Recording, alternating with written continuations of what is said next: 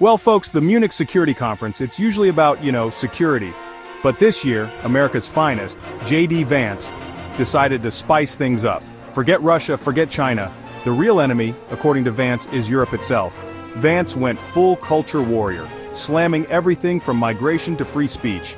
He even dragged up a British guy convicted for praying too close to an abortion clinic, because nothing says global security threat like a bloke with a rosary.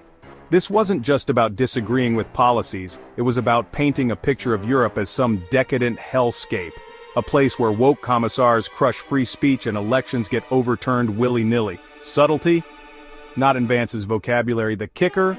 All this while Russia's still busy not invading but definitely menacing Ukraine, which one assumes was kind of the point of the whole conference. But hey, who needs to talk about boring old war when you can rail against the evils of, checks notes again, Romanian election interference?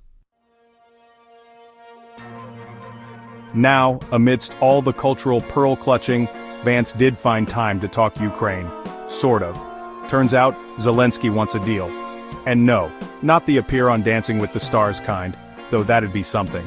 Ukraine's offering the US a stake in their mineral industry. Think lithium, cobalt, all the good stuff that goes in your phone and electric car. In exchange, continued military aid natch.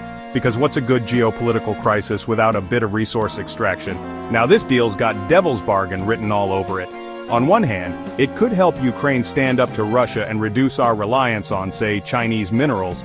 On the other, it risks turning Ukraine into a giant geopolitical chessboard with everyone scrambling for a piece of the pie. And let's not forget the whole war thing still happening. It's all well and good to talk minerals and investments, but that's kinda hard to do when Russian drones are playing target practice with Chernobyl's sarcophagus. Just saying. So, how'd Europe react to Vance's little transatlantic tirade? Let's just say they weren't exactly handing out cigars and backslaps. Imagine a room full of diplomats trying to politely tell someone they've lost the plot, and you're halfway there. Some, like that German defense minister, went for the direct approach, unacceptable. Others were more diplomatic, but the message was clear. America, you're not making friends with this whole Europe's gone to hell in a handbasket routine.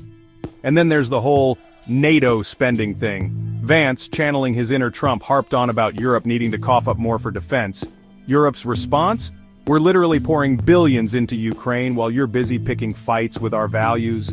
So, maybe pipe down? The whole thing just highlights the growing rift in the Atlantic Alliance. You've got the US, increasingly isolationist and focused on internal culture wars, and then you've got Europe facing down a very real threat from Russia and wondering if their ally across the pond has lost their damn mind. Not exactly a recipe for global stability, is it?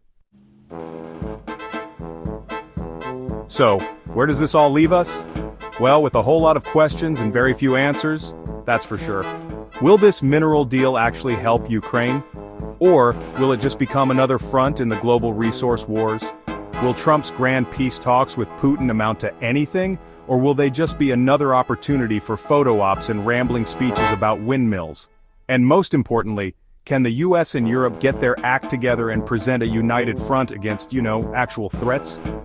One thing's for sure, the future of global security is looking pretty shaky right now, and if our leaders keep prioritizing culture wars over actual wars, well, let's just say it might be time to invest in a really good bunker, preferably one with a lifetime supply of those delicious European cheeses, just in case.